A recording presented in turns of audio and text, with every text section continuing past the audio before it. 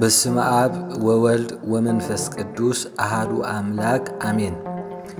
እስመ ለመላእክቲሁ ይእዝዞሙ በእንቲአከ ኣብ እትኸዶ ሁሉ ክሕልውኻ እግዚአብሔር ንመላእኽቱ ምእንተኻ ክእዝዞም እዩ። መዝሙረ ዳዊት ምዕራፍ 9:11። በዚሁ ዕለት ሰነ 12 ቅዱስ ሚካኤል ኣብ ኬልቅያ ዓዲ ቅድስት አፎምያ ትበሃል ሰበይቲ ነበረት። በዓል ገዛ ድማ አስተራኒቆስ ይበሃል። ሃፍታን ንብረታም እና መጽወተት ብጾም ብጸሎት ተወሲና ትነብር ነበረት። እዛ ቅድስት አደ ሰብያ ምስ ሞተ ብንጽህናን ብቅድስናን ትነብር ነበረት። እንተኾነ ከምቲ ቅዱስ ጴጥሮስ ሐዋርያ ኣብ መልእኽቱ ገሊጽዎ ዘሎ እቲ መጻረርትኹም ዲያብሎስ ዝውሕጦ ደልዩ ከም ዝጓዝማ አንበሳ ይዘውር ኣሎ እሞ ብመጠን ንበሩ ኣቕሕውን ንቕሕውን ሰይጣን ኣብ ዙርያና ኮለል ካብ ምባል ኣይዕርፍን። ንሕና ካብ ግብሪ ጽድቂ ኣብ ዝዕረፍናሉን ኣብ ዝደኸምናሉን ጊዜ ኣብ ትሕቲ ግዛኣቱ ንኽንከውን ብኣንጻሩ ኣይብ ሃይማኖትና ኮይንና እንተተቃዊምናዮ ነቲ ንዓና ክምንጥል ኢሉ ኣብ ከባቢና ዝዘውር ዲያብሎስ ፈጺኑ ካባና ይርሕቕ ይጠፍእ እዩ። ቀዳማይ መልእኽቲ ጴጥሮስ ምዕራፍ 5:8።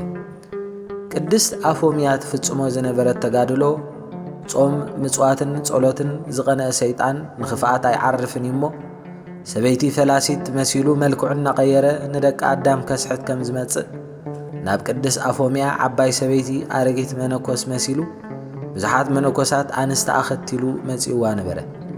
ኣብ ኣፍ ደገ ኾይኑ ጸዋዓ። ንሳ ድማ ካብ ገዛ ብቕልጥፍ ወፂኣ ናብ ቤተይ እተው እሞ ኣብ ቅድሚ ናይ ቅዱስ ሚካኤል ስእሊ ኾይንኩም ጸልዩ ኢለይ በለቶም። ንሱ ግና ንሕና ንጎሆ ጸሊና ኢና፣ ንስኽ ግና እዚ ኩሉ ጾምን ጸሎትን እንታይ ክገብረልኪ እዩ? ዝነበረኪ ሃፍቲ ሸጥኪ ዝወዳእኪ ኸ ስለምንታይ ኣኺ በላ። ኣብ መወዳእታ ዘመንኪ ምስ ደኸምኪ ዝሕግዘኪ ጸዊዕክዮ ኣቤት ዝብለኪ ዝረዳእኪ ውላድ የብልክን። ካልኣይ ጊዜ ምምርዓው ሰብኣይ ምእታው ድማ ሓጢኣት በደል መሲሉካ ኣሎ። በዓል ዳዊት፣ በዓል ሰሎሞን፣ በዓል አብርሃም ካብ ብዙሓት ኣንስቲ ብዙሓት ውላድ ኣይወለዱ እንድዮም? እምበር ቤት ዝሰርሓልኪ ዝለኣኸክን ወዲ የልየኪ እሞ ሰብኣይ እትዊ ስለዚ ሕራ ይበልኒ በላ። ነዚ ቓል ዝሰምዐት እዛ ቅድስት ኣዶ ኦ ኣባ ኣስኬማከ ሰናይ ወቃልከ እኩይ፣ ኣባ ቆቢዕኩም ጽቦ ነይሩ እንትቓልኩም ግና ክፉእ እዩ ኢላ እቲ ሓሳብ ናይ መን ከም ዝኾነ ተረዲኣ ናብ ውሽጢ ገዛ እተወት። ናይ ቅዱስ ሚካኤል ስእሊ ኣምፂኣ ረኣየቶ እሞ እንሆ ጽንሒ 12 ሰነ መዓልቲ መጽአ ምስቲ ስእሊ ኽገይረ ኸጥፍኣኪ ኢልዋ ከም ጢስ በኒኑ ከደ። ሰነ 12 ንግሆ ብርሃናዊ መልአክ ቅዱስ ሚካኤል መሲሉ መጽአ። አፎምያ ጾምክን ጸሎትክን ስግደትክን ምጽዋትክን ኣብ ቅድሚ እግዚኣብሔር ዓሪግርካ ኣሎ በላ። ኣብ ዝሓለፈ ጊዜ መጽአ ኽጥፍኣኪ እየ ከም ዝበለ ሰሚዐ ኣለኹ እሞ ከድሕነኪ መጽአ ኣለኹ ናባይ ስገድ በላ። አፎምያ ድማ ንስኻ መን ኢኻ በለቶ። ሰይጣን መሊሱ ኣነ ቅዱስ ሚካኤል መልአክ እግዚኣብሔር የበላ ክብል ብሓሶት ተዛረባ። አፎምያ እምበር ናይ ንጉሥ ወታደር ልኡኽ ብዘይ ማሕተም ይኸይድ ድዩ? በትረ መስቀል ከኣብያ ኣሎ ኢላ ሓተተቶ።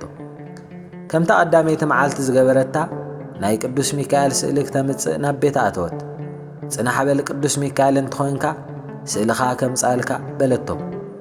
ገጹ ናብ መልአከ ጽልመት ተለወጠ። ኣብ ቅድሚያ ከም ጢስ በኒኑ ኸደ። እቲ ንረድኤት ቅልጡፍ ዝኾነ ቅዱስ ሚካኤል ከም ቅጽበት ዓይኒ ቐልጢፉ ናብኣ መጸ። ብጽእቲ አፎምያ እንሆ ጾምክን ጸሎትክን ምጽዋትክን ተሰሚዒልኪ እዩ እሞ ናብ ቅድሚ እግዚኣብሔር ዕረፍትኺ ሎሚ እዩ ኢልዋ ንሰይጣን ሕሲሩ ኣባሪሩ ንአፎምያ ናብ ሰማይ ሒዘኪ ክዓርግ እየ በላ። ቅዱስ አፎምያ ናብ ቤተ ክርስቲያን ከይዳ ናይ ክርስቶስ ሥጋን ደምን ተቐቢላ ኣብኡ ዝነበሩ ጳጳሳትን ካህናትን ዲያቆናትን ጸዊዓ ናብ ገዛ ተመልሰት። ናብ ገዛ ምስ መጸት ከከም መዓርጎም ኮፍ ኣቢላ ምስ ሓብሊዓ ዝስተ ኣስትየቶም። ኣብ ኢዳ ዝነበረ ወርቂ ንቅድስ ቤተ ክርስቲያን መስርሒ ዝነበራ ገንዘብ ንትኻታት ክኸውን ናብ ገዛ ዝመጹ ጳጳስ ኣረከበት እሞ ብሰላም ዓረፈት። ንብዙሕ ጊዜ ኣብ ሕቑፋ ዝነበረ ናይ ቅዱስ ሚካኤል ስእሊ ካብ ሕቑፋ ወሲዶም ኣብ ቤተ ክርስቲያን ኣቐመጥዎ። እታ ስእሊ ቅዱስ ሚካኤል ንብዙሓት ሕሙማን ዱያን ትፍውስ ተድሕናለ። ሎሚ ሰነ 12 መዓልቲ ካልኣይ በዓል ድማ ባህራን እዩ።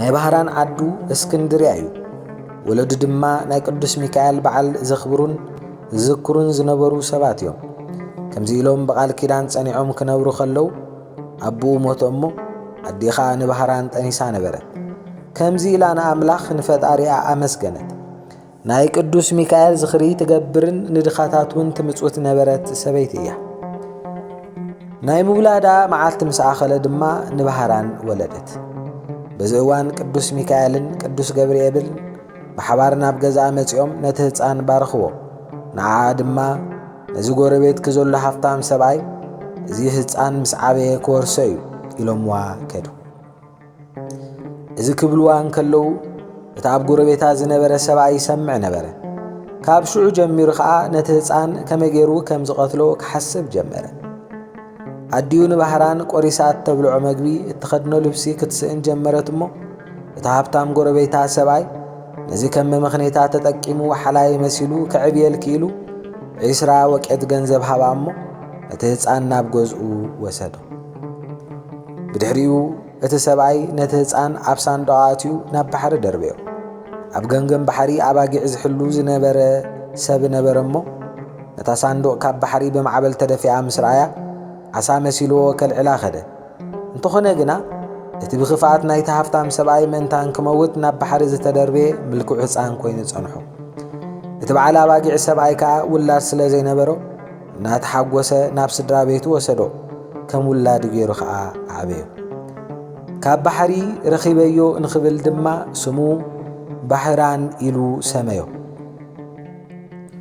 ድሕሪ ብዙሕ ግዜ እቲ ነቲ ህፃን ናብ ባሕሪ ዝደርበዮ ሃፍታም ሰብኣይ ብስራሕ ናብቲ ባህራን ዝነበረሉ ዓዲ ገሸ ስለ ዝመሰዮ ኣብቲ ናይቲ ሰብኣይ ገዛ ድማ ሓደረ እቲ ሰብኣይ ንባህራን ክጽውዖ እንከሎ ሰምዖ እሞ እቲ ስም ስለ ዝገረሞ ትርጉም ናይቲ ስም ክነግሮ ሓተቶ እቲ ሰብኣይ ድማ እቲ ዘጋጠሞ ነገራትን ብኸመይ መንገዲ ከም ዝረኸቦን ገለጸሉ ነዚ ሰምዐ ሃፍታም ሰብኣይ ኣስዕብ ኣቢሉ ክንደይ ዓመት ይገብር ክብል ሓተቶ ዓመታቱ ጸብጺቡ ነገረ እሞ እቲ ሃፍታም ሓሲቡ እቲ ቀደም ናብ ባሕሪ ዘእተወ ህፃን ንሱ ከም ዝኾነ ፈለጠ እቲ ሰብኣይ ብተንኰል ተላዓይሉ ድማ ኣነ ዓስብኻ ክህበካ እየ እዚ ህፃን ዘይትተርፍ መልእኽቲ ስለ ዘላትኒ ናብ ቤተሰበይ ከብፅሓለይ ክብል ጠይቖ ገንዘብ ከፊሉ ነቲ ህፃን ከምቲ ይሁዳ ኣስቆሮታዊ ዝገበሮ ስዒሙ ኣፋነዎ ነታ መልእኽቲ ከዓ ንዝኾነ ሰብ ከየርእያ ኣጠንቅቖ እቲ ጽሑፍ እዚ እቲ ንቤትናን ሃፍትናን ክወርስ ዝተባሃለ እዩ እሞ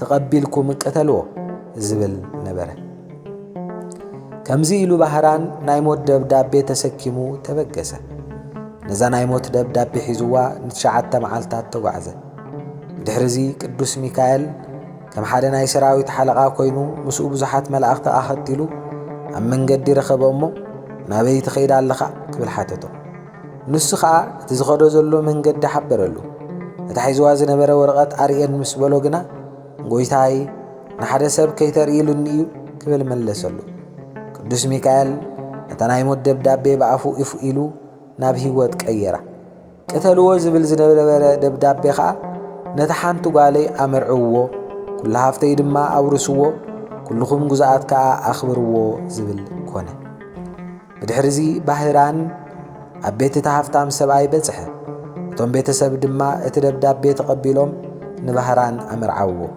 ኩሉ ሃፍቲ ናይቲ ሰብኣይ ከዓ ኣውረስዎ ድሕሪ እዋን እቲ ሃፍታም ሰብኣይ መንገሽኡ ወዲኡ ናብ ቤቱ ተመልሶ እሞ ኣብ ገዝኡ ከይበጽሐ እቲ ኣብ ቤቱ ዝነበረ ሓጎስን ዕልልታን ፀዋታን ምስ ሰምዐ ናገልገልቱ ብዛዕባ እቲ ዝኾነ ሓተቶም ንሳቶምን ከዓ ብሰደድካልና ደብዳቤ መሰረት እቲ ኩሉ ዝኣዘዝካና ፈጽምና እዚ ካብ ዝኸውን 40 መዓልቲ እዩ በልዎ ነዚ ምስ ሰምዐ እቲ ሃፍታም ሰብኣይ ካብ ፈርሱ ብስምባደ ወዲቑ ሞተ እቲ ዝኾነ ነገር ንሰበይቲ ነገርዋ ሰበይቱ ከዓ ሰንቢዳ ካብ ህድሞ ወዲቓ ሞተት ከምቲ ቅዱስ ሚካኤልን ቅዱስ ገብርኤልን ዝበልዎ ሃፍቲ ናይቲ ሃፍታም ሰብኣይ ንባህራን ኮነ ናይ ሞት ደብዳቤ ናይ ባህራን ናብ ህይወት ዝቐየረ እግዚኣብሔር ናትና ህይወት ይቐይረልና ኣብ መንገዲ ክሕልወካ ናብቲ ዘዳልኾ ቦታ ድማ ክእትወካ እንሆ ኣነ ቀቅድሜኻ መልኣኽ እልእኽ ኣለኹ ዘጸአት ምዕራፍ 23 ፍቕዲ 20 ንድኻን ንምስኪንን ዝረድእ ዝሓስብ ዝሓሊ ሰብ ብሩኽ እዩ እግዚአብሔር ከዓ ብመዓልቲ መከራ የድሕኖ እዩ። መዝሙረ ዳዊት ምዕራፍ 40 ካብ ፍቕዲ 1 ክሳብ 2 ጸሎትካ ተሰሚዑ ምጽዋትካ ድማ ኣብ ቅድሚ እግዚአብሔር ዓሪጉ እዩ። ግብረ ሐዋርያት ምዕራፍ 10 ፍቕዲ 31 ንንጉስ ሃማ ንመርዶክዮስ ነቲ ንጉስ ካብ ሞት ዘድሓነ ክስቀለሉ ኢሉ ዘዳለዎ 22 ሜትር ዝምንውሑ ጉንዲ እንሆ ኣብ ቤት ሃማ ተተኺሉ ኣሎ በለ። ንጉስ ከዓ ንሃማ ኣብኡ ስቐልዎ በሎም። ኣስቴር ምዕራፍ 7 ካብ ፍቕዲ 9 ክሳብ 10 ኣብ መበል 13 መዓልቲ ናይቲ ኣዳር እትበሃል መበል 12 ወርሒ በተ ቃል ንጉስ ትእዛዙን ዝፈጸመላ መዓልቲ በታ ጸላእቲ ኣይሁድ ክዕብልልዎም ተስፋ ገይሮምላ ዝነበሩ መዓልቲ እቲ ነገር ተገልቢጡ ኣይሁድ ኣብ ልዕሊ ጸላእቶም ስልጣን ረኸቡ። ኣስቴር ምዕራፍ 9 ካብ ፍቕዲ 1 ክሳብ 2 ጽቡቕ ስራሕ ንምግባር ዝተፈልጠት ቅድስ ኣፎምያ ከምኡ ድማ ባሕሪ ብቕንዓት ተደርቢዩ ዝነበረ ክቡር ባህራን ብሎም ዕለት ጐይታናን ኣምላኽናን መድሓኒናን ኢየሱስ ክርስቶስ መልኣኹ ቅዱስ ሚካኤል ተራዳኢ ርህሩህ ዝኾነ ልኢኹ ካብ ጸላኢ ሰናያት ክፉእ ስራሕ ኣድሒንዎም እዩ። ከምኡ ድማ ኣብዚ ዓለም ንነብር ዘለና ህዝበ እግዚአብሔር እምነትና ብምጽናዕ ሃይማኖትና ብምሕላው ስርዓተ ቤተ ክርስቲያን ተሓሊና ብስነ ምግባርን ብጽቡቕ ስራሕን ሕሊናን እንተዓቢና እግዚአብሔር ድማ ርስተ መንግሥተ ሰማያት ንዘለዓለም ዘይሓልፍ ክስልመና እዩ ብሓቂ እንመን ኢልዎ። ፈሪሃ እግዚአብሔር ከም ንጹህ ልብሲ ተለቢስናዮ እግዚአብሔር ብነቢይ ሙሴ ኣቢሉ ዝሃበና ሕግታት እንተኽቢርና እንተሓሊናን ኣብ መንገዲ ክሕልወካ ናብቲ ዘዳልኾ ቦታ ድማ ክእትወካ እንሆ ኣነ ኣብ ቅድሜኻ መልኣኽ እልእኻ ኣለኹ ይብለና እግዚአብሔር። ካብ ክፍኣት መንፈስ ክንወድቕን ክንመውትን እንኳ ተመልሰልና ዘይድርብየና ዘይፍንፍነና እግዚአብሔር ናይ ሞትናን ናይ ጥፋትናን ደብዳቤ ደምሲሱ ናይ ሕይወት መዝገብ ከም ዝቐየረልና እምነትና እዩ። ናይ ባህራን ናይ ኣፎምያን ፈታዊ ተራዳኢ ቅዱስ ሚካኤል ኣማላድነቱን በረኸቱን ጸሎቱን ኩሉ ሳዕ ምሳና ምስ ህዝበ ክርስቲያን ይኹን። ስብሃት ለእግዚአብሔር ወለወላዲቱ ድንግል ወለመስቀሉ ክቡር አሜን።